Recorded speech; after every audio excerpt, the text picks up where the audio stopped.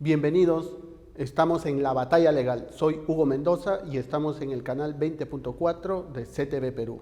En esta oportunidad vamos a conversar y analizar a uno de los políticos que en este último gobierno, que terminó dando un golpe de Estado el 7 de diciembre del año pasado, cobró mucha importancia, pues nada menos el expresidente Pedro Castillo llegó a la presidencia de la República con este partido político denominado Perú Libre, liderada por el señor Vladimir Cerrón.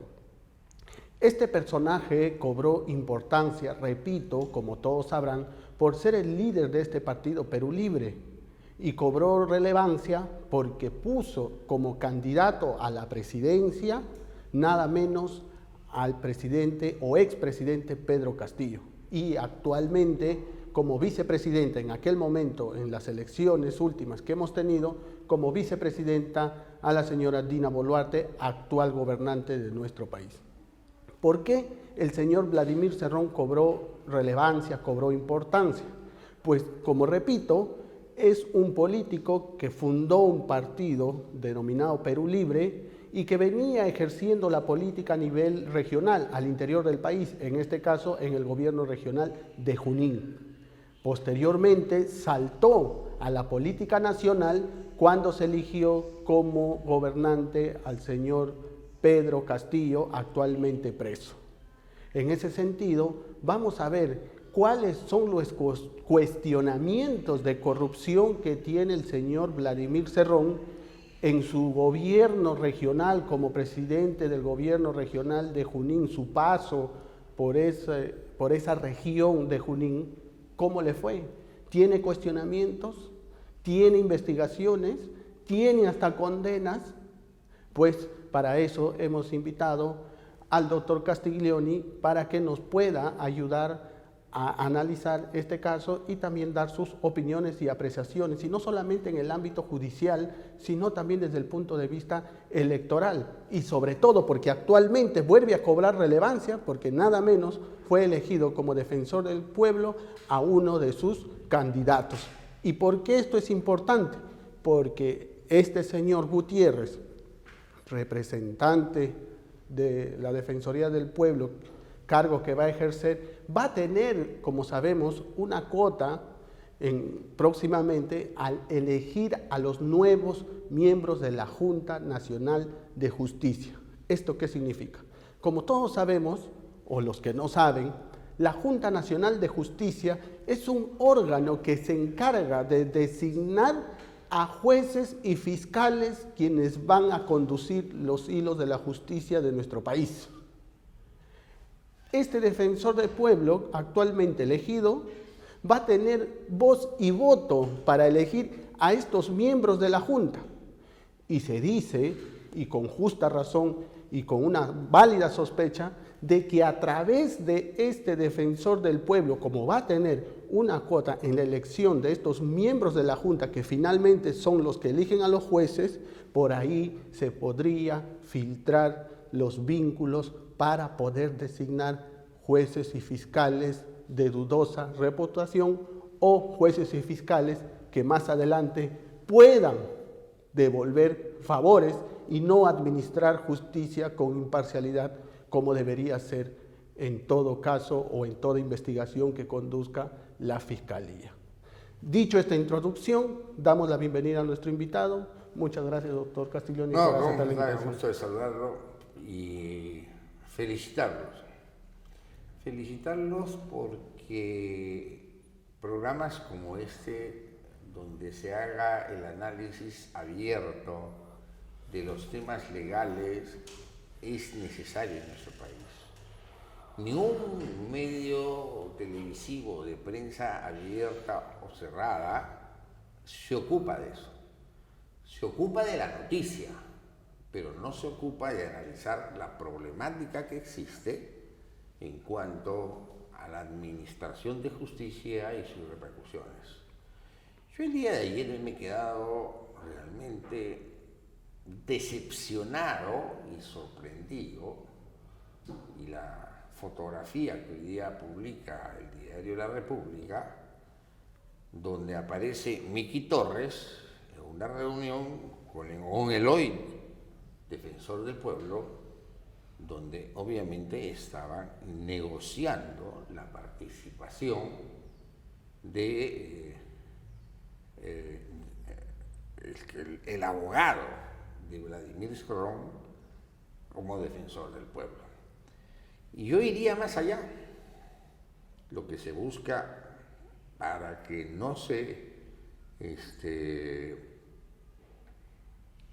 pueda sancionar los delitos de corrupción que existen en la Defensoría del Pueblo va a ser manipulada, porque ahora van a venir los otros organismos que van a elegir a sus representantes correspondientes y evitar la sanción.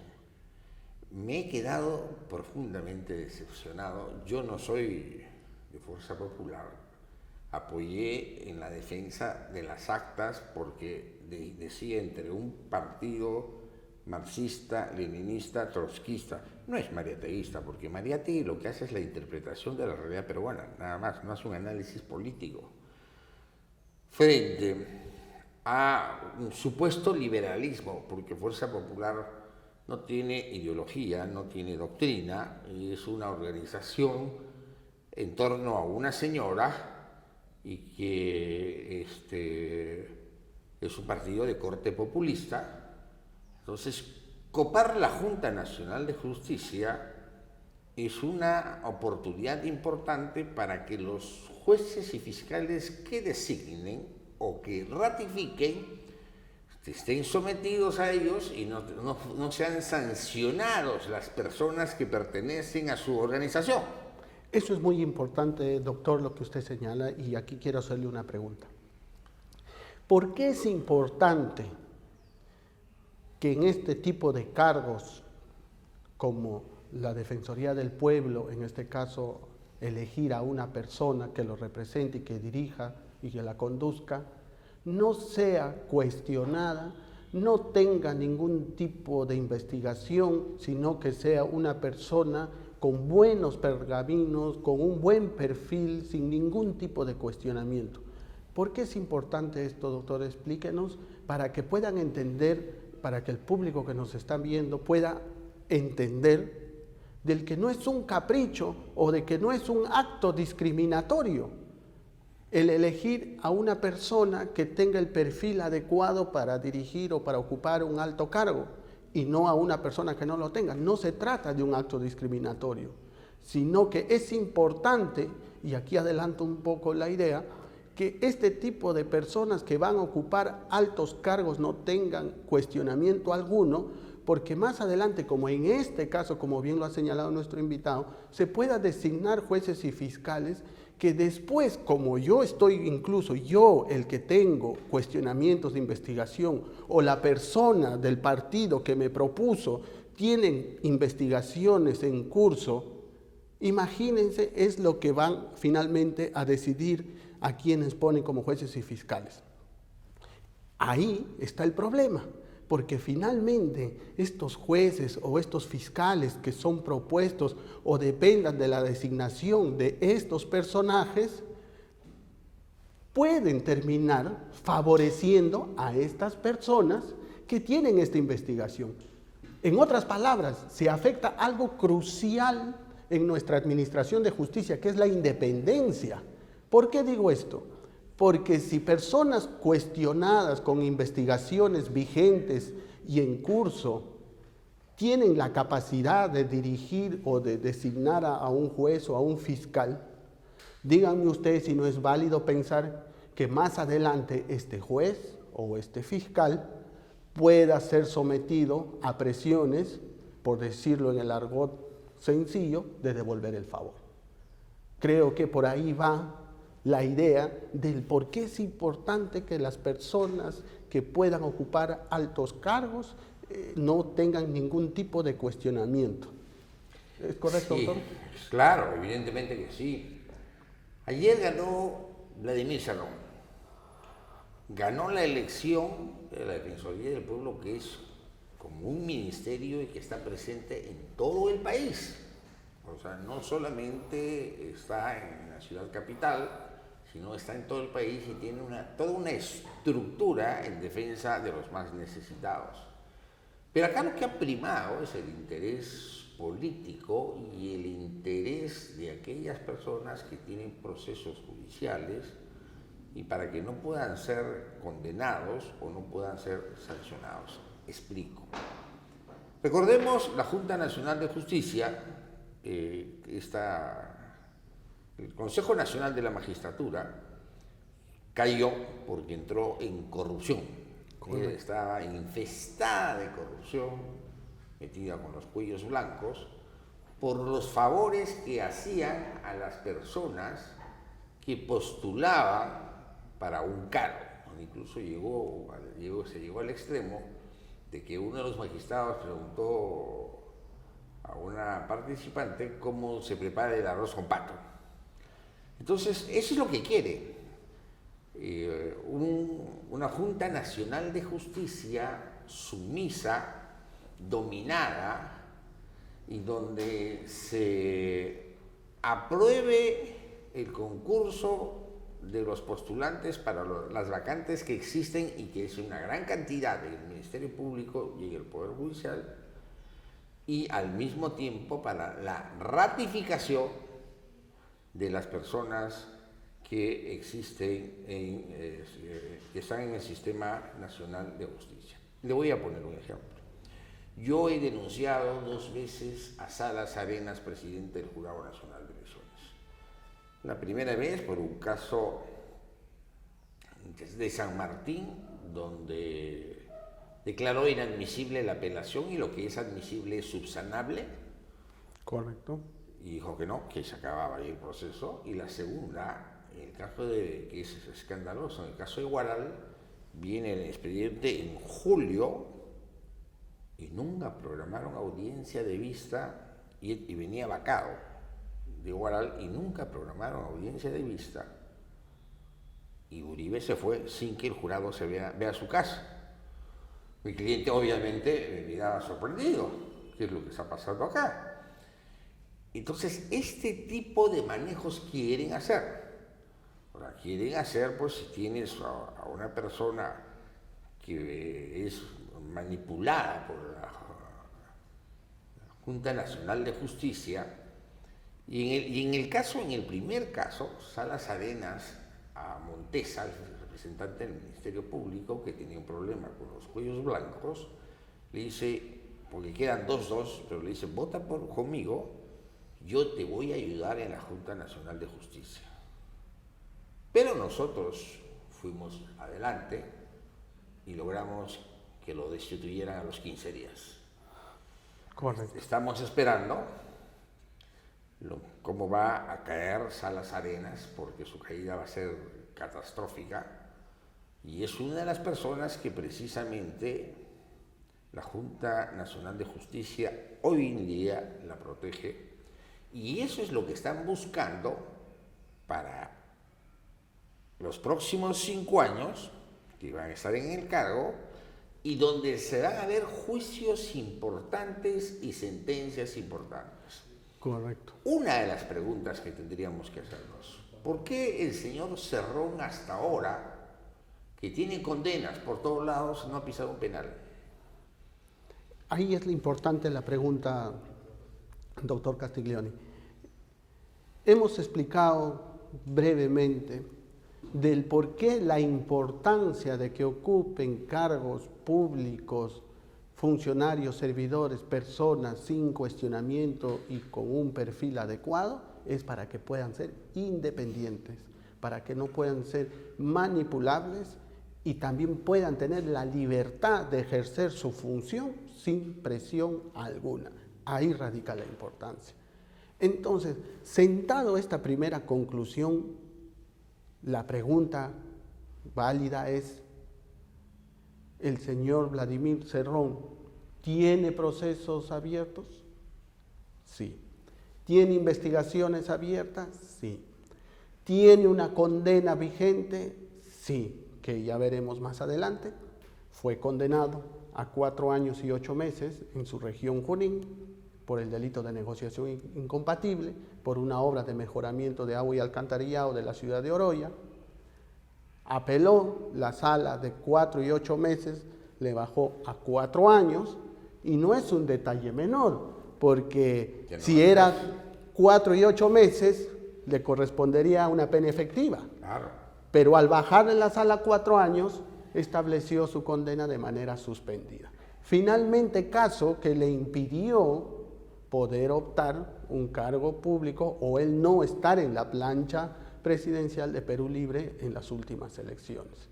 Entonces, la pregunta, personas como el señor Vladimir Cerrón que estamos conversando aquí, ¿deberían dirigir un partido político? ¿Deberían tener la posibilidad de poner altos funcionarios y proponer para poder conducir los hilos de nuestro país? Yo estoy convencido que, porque nuestra actual legislación dice que no debe haber tenido los últimos 5 años militancia partidaria, yo estoy convencido de que los miembros de la Junta Nacional de Justicia no deben tener nunca vida partidaria. Si no, vamos a ver el caso como Álvaro Landini, que llegó al TC y sacaba los casos que le interesaban a sus amigos y a Acción Popular. No deben haber tenido nunca vida política para que sus decisiones estén arregladas a ley, ir respetando el debido proceso y garantizando que las personas que se postulan sean las más idóneas. Vladimir Cerrón ahora se va a jactar en todo el Perú, porque tiene su partido de alcance nacional, de que él puede poner jueces y fiscales porque ya tiene un miembro en la Junta Nacional de Justicia. Y eso es lo que penosamente las otras organizaciones políticas han negociado. Esto es una asquerosidad, disculpe la expresión, pero han negociado para que sus líderes, sus militantes que tienen procesos y que están en curso, no puedan ser condenados, porque si te llaman, tienes una llamada de la Junta Nacional de Justicia y sabes que vas a ir a ratificación, entonces terminas sometiéndote. Te somete la Junta Nacional de Justicia. Y ahí hacer un paréntesis sobre la Junta Nacional de Justicia, que creo que es importante abordarlo, a propósito que estamos hablando sobre la independencia y por qué la necesidad de que personas o personajes políticos pongan o recomienden a altos cargos, nada menos como a personas que van a decidir qué miembros o qué personas integran la Junta Nacional de Justicia para que puedan ser independientes. También se debe saber, y esto quiero puntualizar, que la actual Junta Nacional de Justicia ha venido siendo criticada, primero desde el Consejo Nacional de la Magistratura anteriormente, que cada 7 años pasaba un proceso de ratificación, y que eso se dice y se criticaba que vulnera o atenta contra la independencia de los jueces, porque los jueces deberían tener una garantía clara y establecida en nuestra Constitución como en la Constitución española, ¿no? Que es la inamovilidad de los jueces. Sin embargo, aquí cada 7 años se pasa una ratificación, se pasa una evaluación con el pretexto, ¿no? Con el pretexto de evaluar el desempeño de los jueces y fiscales. Si esto era criticable en el anterior Consejo Nacional de la Magistratura, actualmente la ley orgánica y toda la normativa que regula la Junta Nacional de Justicia, desde mi punto de vista, ha empeorado. ¿Por qué? Porque ahora ya no son cada 7 años, sino se ha reducido este control, si bien es cierto se mantiene dentro de los 7, pero también se ha reducido como un control previo, llamémoslo así, a cada 3 años y 6 meses. Y esto demuestra la grave deficiencia de lo que significa todo el protocolo y procedimiento que utiliza la Junta Nacional de Justicia para designar jueces y fiscales. ¿Por qué digo esto? Porque de lo que antes se pasaba un proceso de ratificación de 7 años, ahora se pasa a los 7, pero además una segunda, que es en un corto más pequeño, 3 años y 6 meses aproximadamente. Y esto es una contradicción, porque se supone que los miembros de la Junta Nacional de Justicia eligen a las personas para ser jueces o fiscales más probas, más preparadas. Pero yo, al decir que los voy a evaluar cada 3 años y 6 meses, ¿qué estoy diciendo en el fondo? Que estoy dudando de las personas que designé, porque los tengo que evaluar. Entonces, ¿quiere decir que no elegí a las mejores personas? Esto se presta, y permítannos sospechar, permítannos criticar, esto se presta a que sobre estos supuestos actos de control se puede ejercer presión y vulnerar la independencia de los jueces. Dicho eso, como bien señala nuestro invitado, se puede incluso empeorar. Quizás hecho esta norma o estos procedimientos de control con buena intención, pero si tenemos personajes cuestionados, con investigaciones vigentes, condenas vigentes, y que tengan la posibilidad de poder influir, imagínense ustedes, finalmente lo que aquí criticamos y sospechamos se convierte en realidad. Los dinámicos del centro, doctor. Usted, con su experiencia y la especialidad que tiene en el campo del derecho y en el tema electoral, los dinámicos del centro. Se imputa en esta investigación que en el gobierno regional de Junín, en específico en el Ministerio de Transportes de la región Junín, se habría incestado una organización criminal y usaban actos ilícitos al emitir licencias de conducir para generarse dineros para subsistir. Dineros que finalmente, según la tesis fiscal, terminó inyectándose en las campañas proselitistas de campaña política del Partido Perú Libre, que finalmente terminaron poniendo como presidente al expresidente Pedro Castillo, actualmente preso.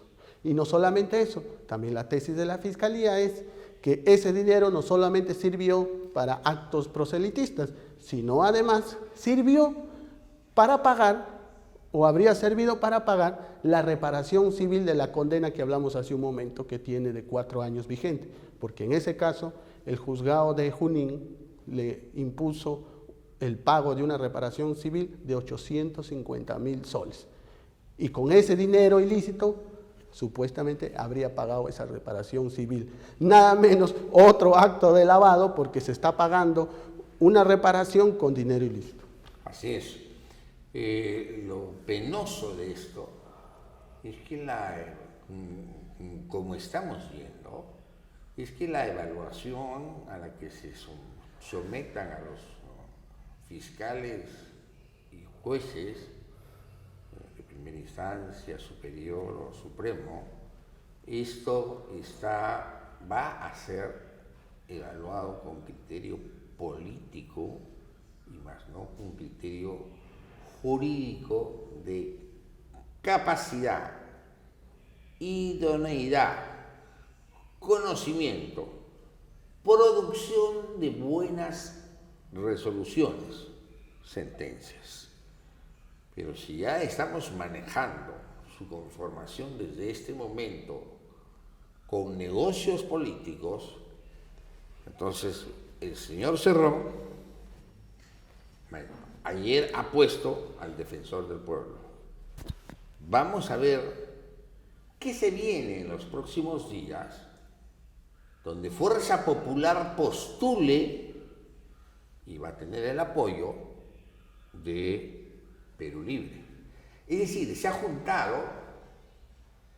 el agua y el aceite, dos organizaciones políticas que en plena campaña de la segunda vuelta se enfrentaron abiertamente, y los que defendimos las actas hemos sido denunciados más o menos en 25 fiscalías a nivel nacional. Todas están cayendo. La imputación es delito contra el sufragio electoral, pero y la orden fue denúncialos a nivel nacional. Entonces, sí, hay que preocuparnos más allá de decir ha habido un negociado para poder elegir al defensor del pueblo. No, cuidado. ¿A cambio de qué se le ha elegido al defensor del pueblo? O sea, fuerza popular que dice que ve los derechos del pueblo peruano, ¿a cambio de qué ha apoyado al candidato del señor Cerrón de Perú Libre?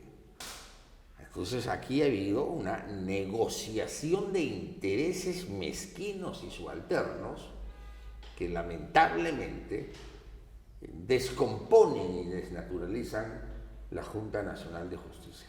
Correcto, doctor. Para ir terminando este primer bloque, ¿por qué ustedes se preguntarán, tocan temas o este tema de un personaje político como Vladimir Cerrón, la designación del defensor del pueblo recaída en el señor Gutiérrez? ¿Qué tiene eso que ver con la justicia?, se preguntarán ustedes.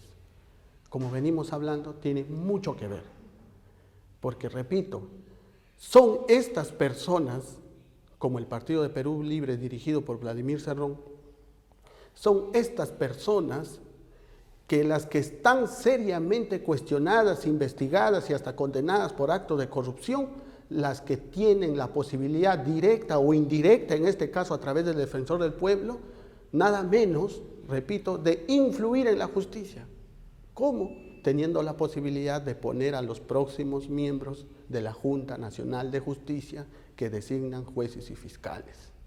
Por eso es que tratamos estos temas, porque nuestro sistema judicial, estimados amigos, no se va a liberar de la corrupción si es que no atacamos desde estos frentes, si es que no atacamos desde el origen, desde donde nace la posibilidad, desde donde se da la posibilidad de poder designar jueces, fiscales, las reformas judiciales. Si detrás de estas designaciones y detrás de toda esta organización judicial están personas seriamente cuestionadas, es válido, y créanme, que nunca vamos a poder cambiar y quitar o desinfectar nuestro sistema de la corrupción. Solo lo vamos a lograr cuando tengamos personas sin cuestionamiento, personas con el perfil que se necesita y sobre todo personas independientes. No podrán ser independientes cuando son personas cuestionadas, porque por ahí se filtran las presiones y vulneran esta independencia que deben tener todos los funcionarios. Muchas gracias, doctor Castiglioni, por haber aceptado esta invitación.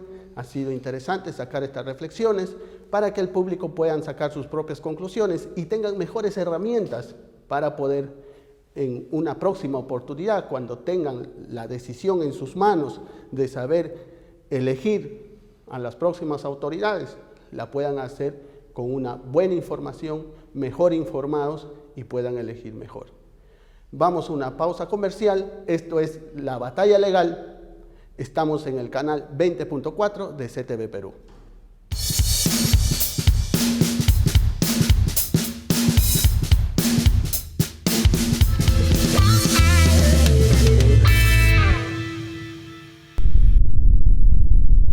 Un mejor país es posible. Sí, es posible, porque de las crisis siempre nacen oportunidades. Y este es nuestro momento para tomar decisiones, de generar un cambio, de forjar nuestro futuro y ser el profesional que el país necesita. Creemos en lo que creamos, porque contamos con la tecnología y herramientas digitales para potenciar tu talento, el equipamiento más moderno y la infraestructura adecuada en cada una de nuestras carreras. Con profesionales del más alto nivel, garantizando tu formación como profesional altamente calificado. Virtual o presencial, estamos preparados para ayudarte a alcanzar tus sueños y a construir tu futuro. ¿Es posible un mejor país? Sí, y está en tus manos. CPEA, 47 años formando profesionales líderes.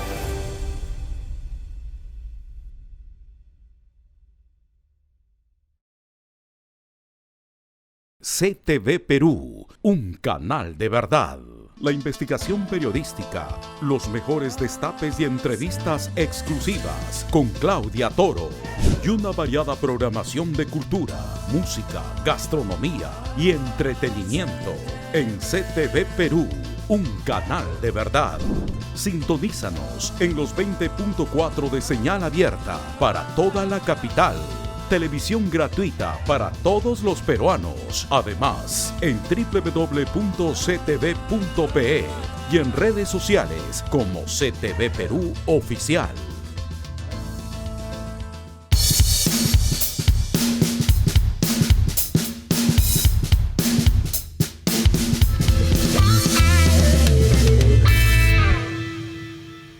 Regresamos de la pausa comercial. Estamos en CTV Perú, en el canal 20.4 de señal abierta.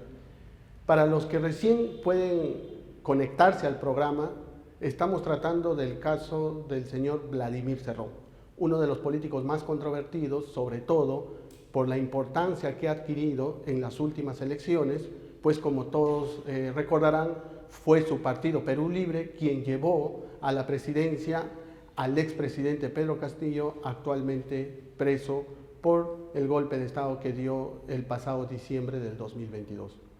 Para seguir analizando este caso de Vladimir Cerrón, sus implicancias, su involucramiento en casos de corrupción y de lavado de activos, en esta oportunidad tenemos como invitado al doctor Omar Chejade, especialista en Derecho Penal y Derecho Constitucional y ex congresista de la República. Doctor, ¿cómo está? Encantado de estar en tu programa, en CTV. Bueno, es un honor siempre poder esclarecer algunos hechos o dar algún comentario o algún consejo dentro de la mediana o pequeña experiencia que podamos haber tenido, ¿no?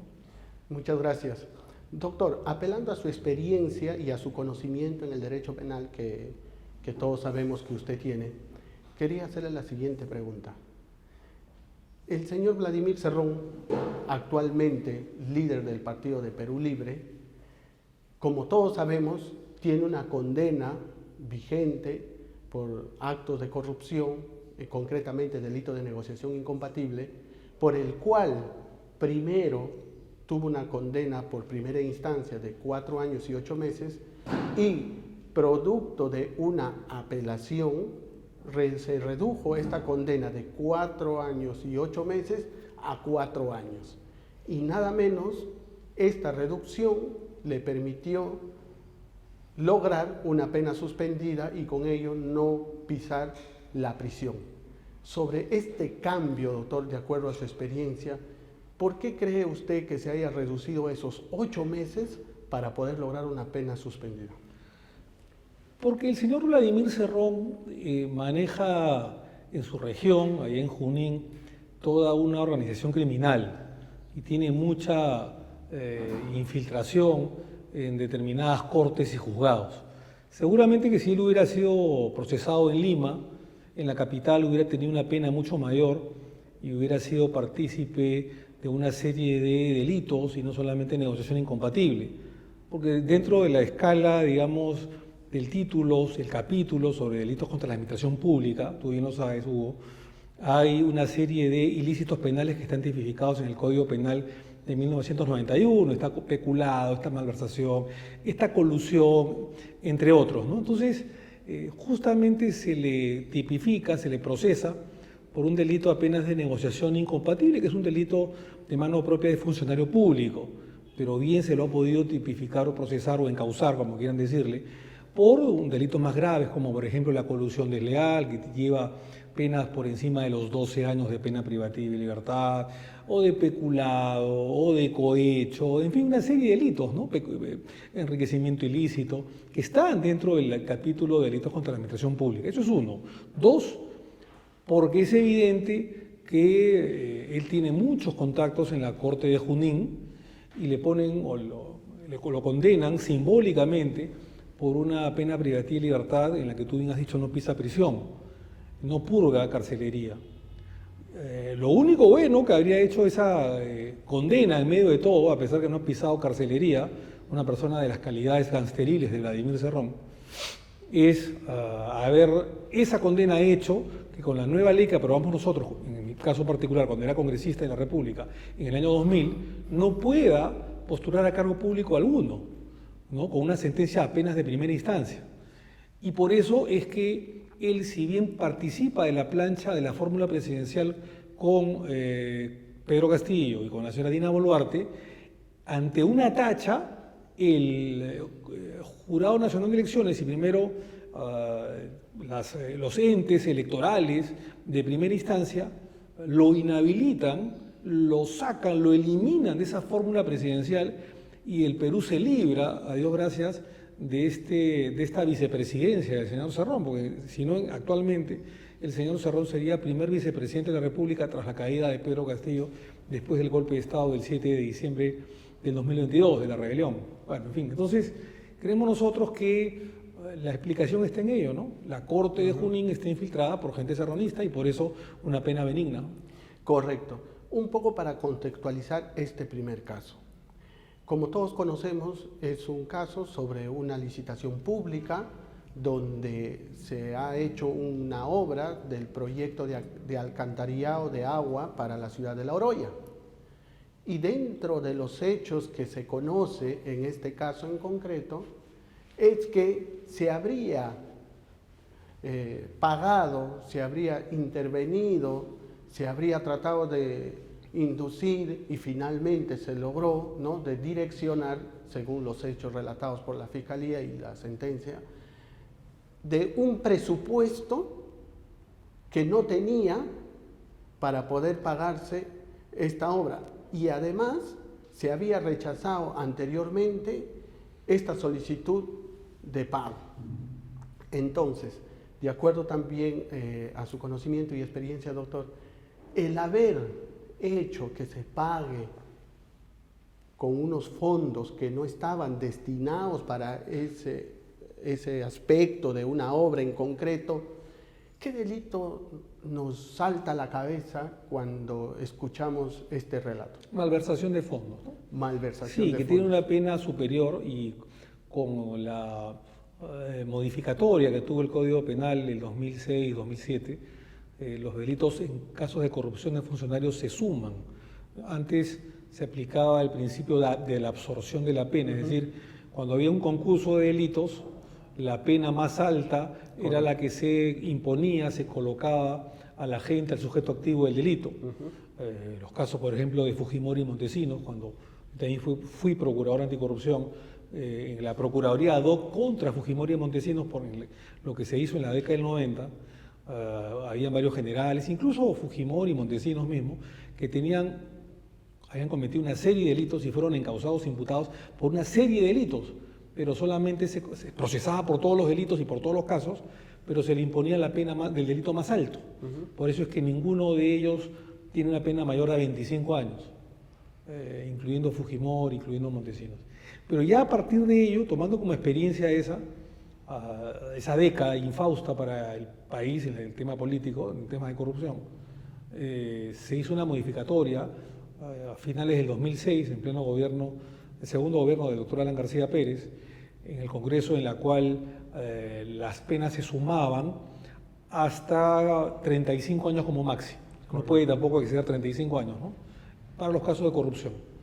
Así que si tomábamos en cuenta de que esto era negociación incompatible, malversación de fondos, incluso organización criminal, Vladimir Cerrón pudo perfectamente cumplir el día de hoy una pena de 15 años o 20, ¿no?, por lo menos.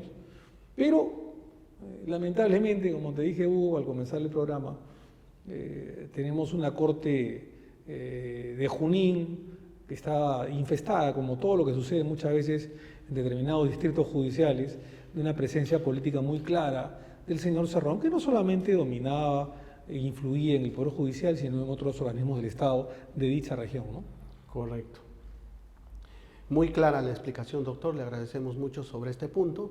Para seguir en este caso que estamos analizando, también es importante hablar un poco y analizar el tema del habeas corpus que presentó el señor Cerrón sobre esta condena, ¿no?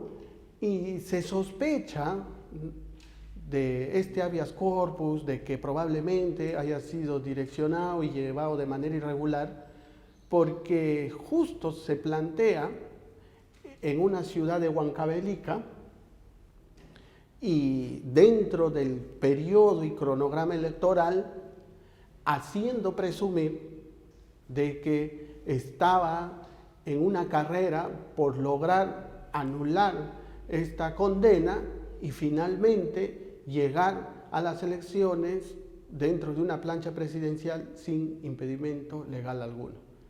¿Por qué hago toda esta introducción?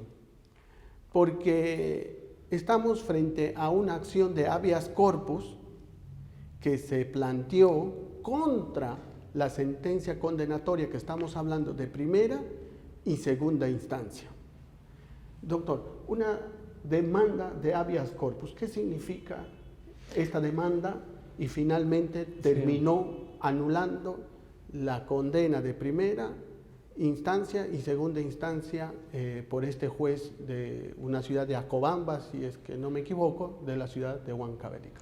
Cuando hay la vulneración de un derecho fundamental o el peligro de una futura vulneración de un derecho a la libertad individual o un derecho conexo, cualquier ciudadano está no solamente en la obligación, sino fundamentalmente en el derecho de interponer una acción de garantía, que en este caso es un habeas corpus, por vulneración a un derecho de la libertad individual o un derecho conexo a la libertad individual. Puede ser un peligro futuro muy inminente a la libertad individual.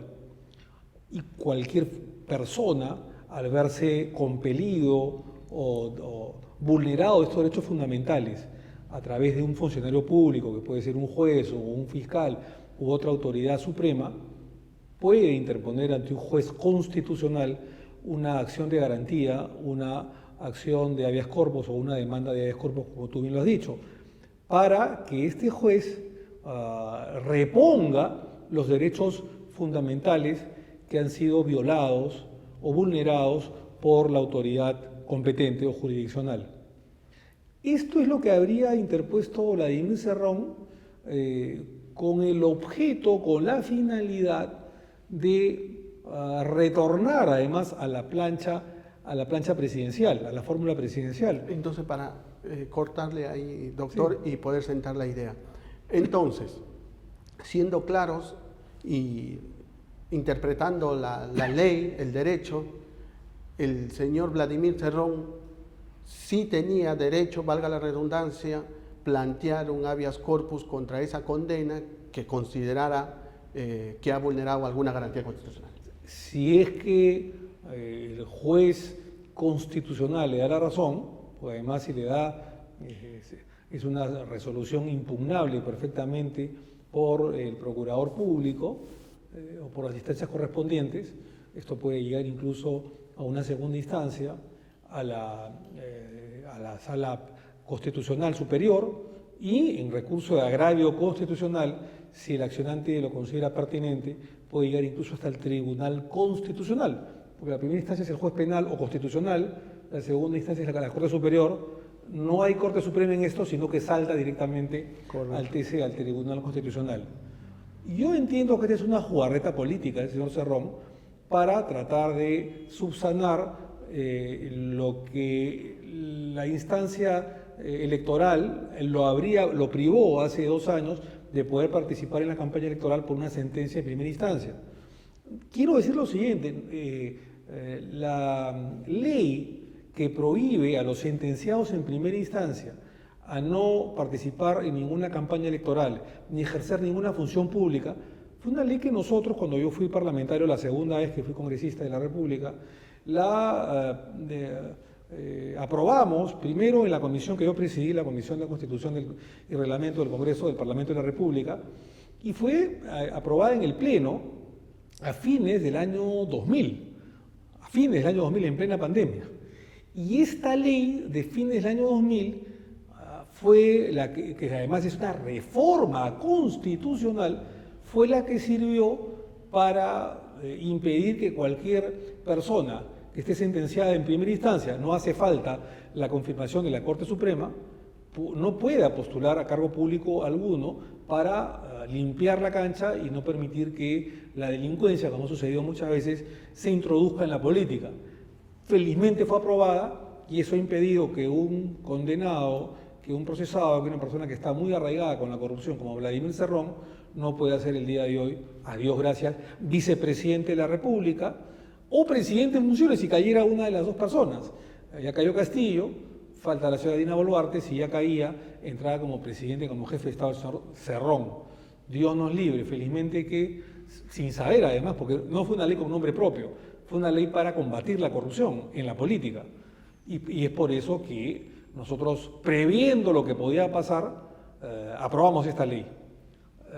Eso sirvió para que el señor Cerrón o muchas personas no pudieran hacerse cargo público alguno por estar comprometidas en graves temas de corrupción. Correcto.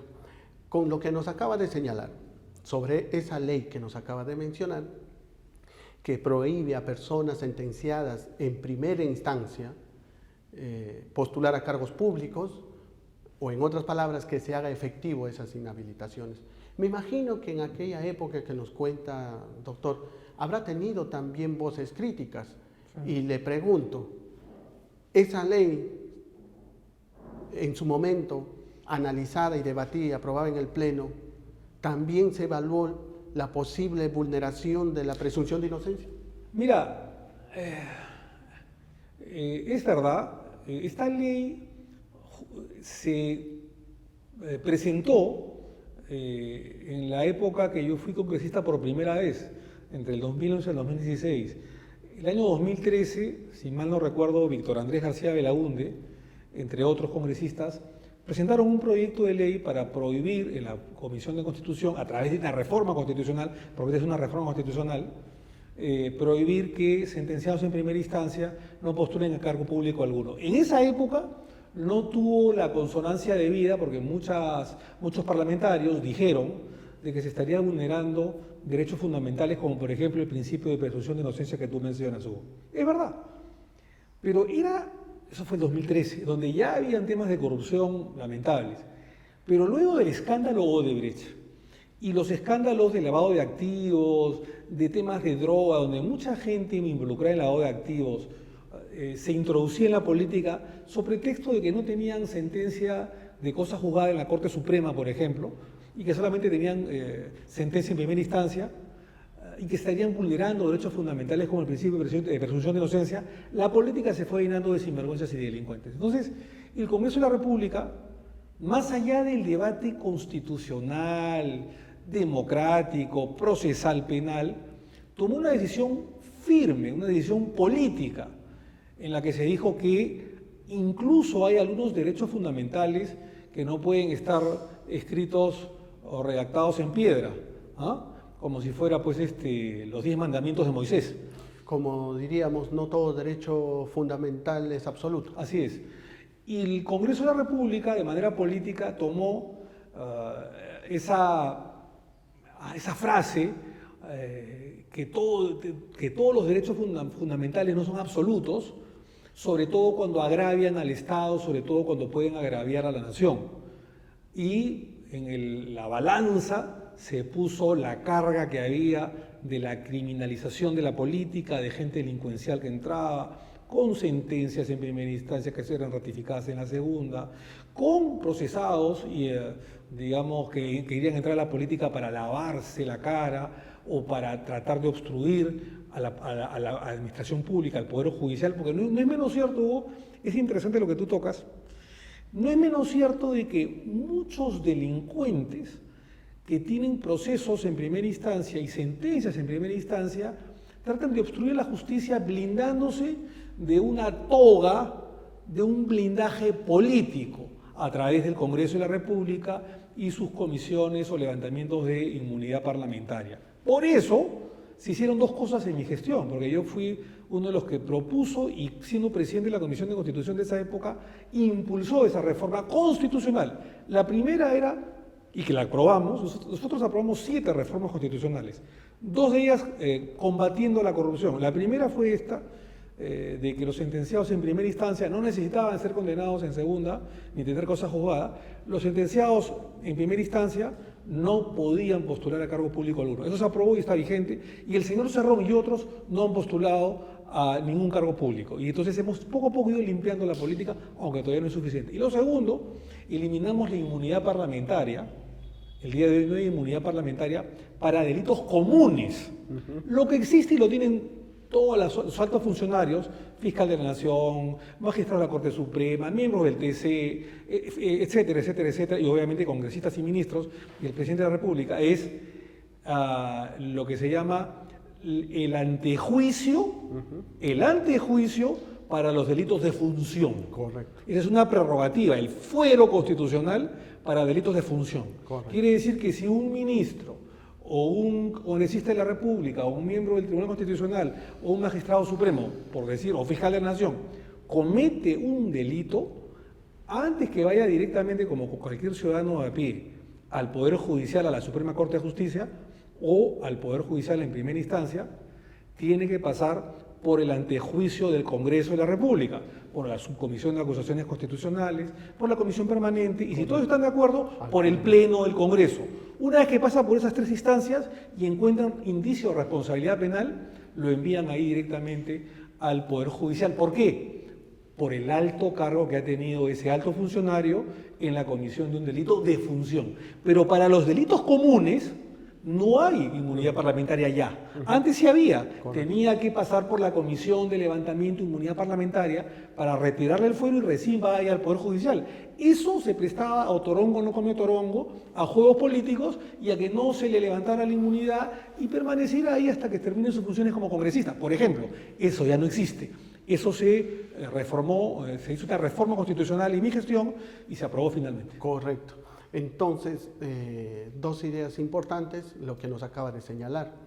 Primero, a la luz de lo que sucedía en nuestra sociedad y sigue sucediendo, y lo que usted muy claramente acaba de señalar, que era una suerte de blindaje, entonces se tomó una decisión política, como usted dice, y práctica, diríamos, ¿no? En argot del derecho penal, haciendo un análisis de política criminal para finalmente ver cómo se evita que personas de este primer nivel, sentenciados en primera instancia, no puedan ejercer cargo público, ¿no? Se podría decir una política criminal legislativa para evitar todos estos blindajes. Pero también hay algo bien interesante lo que usted acaba de señalar, que es el tema de la ponderación que han hecho. Y que ponderación de intereses. Y es lo que conocemos actualmente con todo el tema de la dogmática constitucional y el constitucionalismo, lo que es el test de proporcionalidad. Entiéndase que también esto se somete a una ponderación, se pone, como usted bien ha dicho, en términos sencillos, en una balanza. Partimos de la premisa de que no todo derecho fundamental es absoluto, y sobre lo que se va a realizar o se va a legislar o se va a aplicar en un caso concreto, se analiza la interferencia de ese derecho fundamental y si esa interferencia es menor o mayor al fin constitucionalmente perseguido. Entonces, este análisis que ustedes han hecho sobre la presunción de inocencia, poniendo en la balanza los intereses del Estado, como usted bien dijo, y todo lo que significa este blindaje que bien nos ha explicado. Entonces, la pregunta es, este análisis de proporcionalidad, tenemos el derecho de presunción de inocencia, tenemos el interés público para evitar que personas sentenciadas y cuestionadas puedan ejercer cargo público o asumir cargos públicos. Entonces, el fin constitucionalmente perseguido con esta norma era mayor y por tanto la interferencia del derecho a presunción de inocencia era menor y podía soportarse y por tanto superaba el test de proporcionalidad. Sin duda alguna. Acuérdate que el derecho constitucional es el derecho político por excelencia, ¿no? Quien es constitucionalista debe ser político por excelencia, no me cabe la menor duda. Y es por ello que, regresando al tema de derecho penal dogmático, han sucedido temas procesales que también se optó por el test de proporcionalidad o por el principio de ponderación de intereses. Y te pongo un ejemplo claro, dada la coyuntura y la realidad fáctica histórica del Perú. El caso de los Vladivideos, ¿no es cierto?, en la época de Montesinos. Sin muchos de los Vladivideos, muchas personas, mucha gente introducida en la corrupción hubiera estado libre o hubiera estado dentro de la cifra negra de la criminalidad, es decir, no hubiera podido tener una condena. Y se utilizaron los Vladivideos justamente para condenar a muchos delincuentes que se enriquecieron con el Estado peruano y con el dolor de la población en la época de Montesinos Fujimori en la década del 90. Te lo pongo más claro. Muchos de ellos interpusieron sendos recursos impugnatorios y procesales, señalando que estarían vulnerando los derechos fundamentales porque esas grabaciones eran ilegales o no fueron consentidas. Y a raíz de ello hubo toda una discusión en el Poder Judicial. Incluso, te acordarás, que el presidente de la Corte Suprema de esa época, que era una persona muy respetable, por supuesto, el doctor Javier Villestein, dijo de que esa prueba era inválida, los Vladivideos, porque habían sido grabados sin el consentimiento del procesado o del acusado, de la persona que ha sido grabada.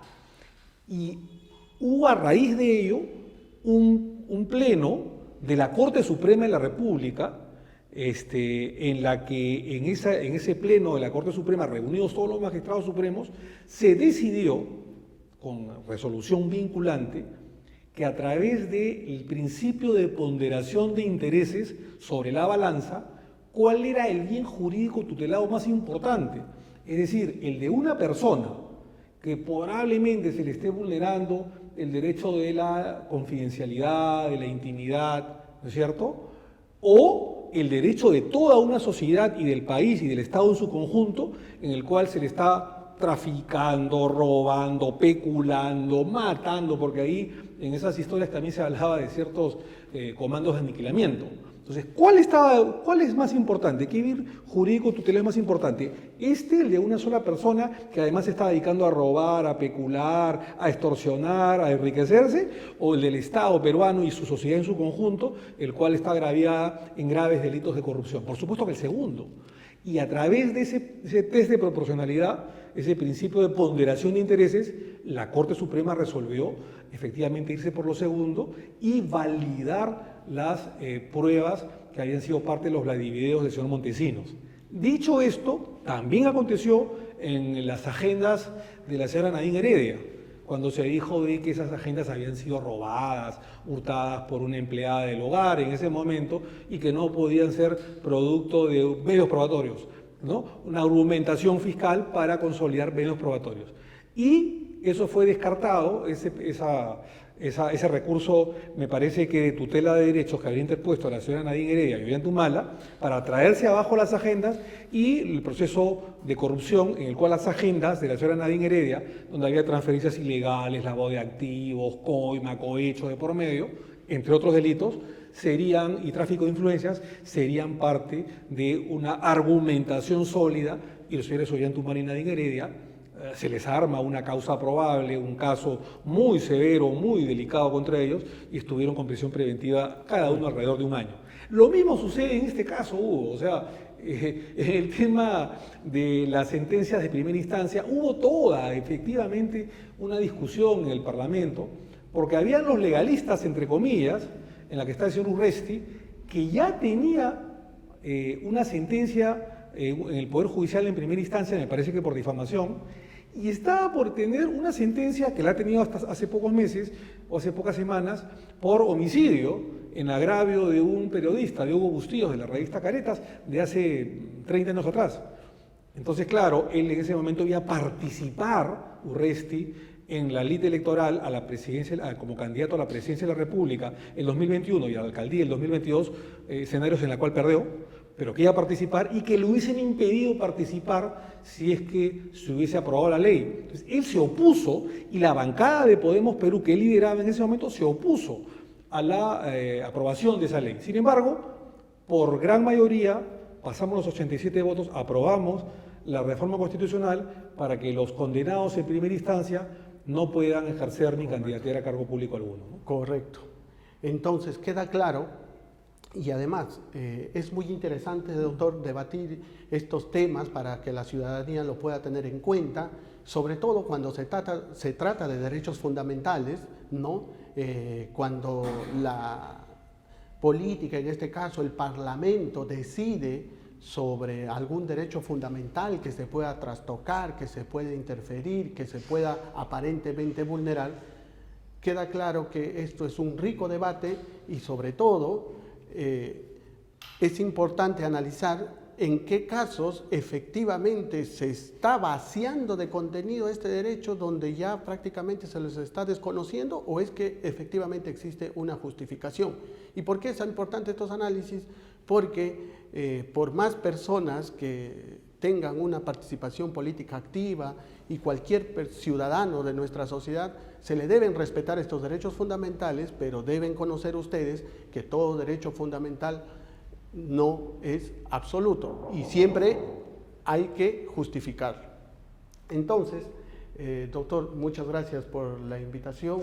Ha sido muy importante haber analizado con usted estos temas, como especialista que lo ha explicado muy didácticamente y creo que ha quedado bastante claro para toda la ciudadanía y los que nos están sintonizando por medio de la televisión de la señal abierta y los que a través de YouTube y la plataforma de streaming también. Entonces, dicho eso, le agradezco nuevamente su participación. No, agradecerte a ti, Hugo, y decirte que los derechos fundamentales no son absolutos en los temas políticos, ¿no? Porque la persona que tiene una sentencia en primera instancia no se le está coactando ni impidiendo que pueda interponer un recurso de apelación o de nulidad o de casación en el Poder Judicial, para nada. En ese aspecto sí el derecho fundamental es absoluto, pero cuando ya entras a un terreno político y te quieres aprovechar de ello para blindarte y agregar a la sociedad, es otra cosa. Hubo, y acá termino, hubo un intento de, ya maximalista, de que incluso los procesados no pudieran participar ni postular a cargo político alguno, público alguno, y lo cual ya era demasiado y era violatorio de los derechos fundamentales, porque así cualquier persona con una simple denuncia no podría participar en un proceso electoral ni ejercer cargo público alguno, incluso de ministro. Pero eso se cambió, se transformó, se llegó a una racionalidad en la ley, en el debate, y se pudo probar que sentenciados en primera instancia, condenados por delitos dolosos en primera instancia, no podían ejercer cargo público alguno, ni mucho menos participar en una campaña electoral. Muchas gracias, Hugo, por la invitación. Encantado de estar con ustedes. Gracias. Muy claro, amigos. No existe derecho fundamental absoluto. Es importante este tipo de análisis para que ustedes también puedan sacar sus propias conclusiones. Y lo último que acaba de mencionar nuestro invitado, se quiso extender más allá a las meras personas investigadas o procesadas. Y creo que ahí, como bien lo señaló, primó la racionalidad de la decisión y aunque, si bien es cierto, tampoco es bueno o saludable para nuestra sociedad que personas, si bien es cierto, no con una condena, pero sí con una investigación, no se le puede coactar a ese nivel para impedir su participación política, porque ya estaríamos entrando a un terreno mayor de lo que acabamos de analizar. Pero sí quiero dejar bien en claro que ya en ese terreno de lo ético, de lo moral, depende de cada persona de dar un paso al costado y decidir no participar por la salud de la sociedad y sobre todo de la política que quiere hacer o del cargo que quiera ocupar. Eso es todo, amigos, y nos vemos hasta el próximo programa aquí en La Batalla Legal en CTV Perú en el canal 20.4 de Señal Abierta.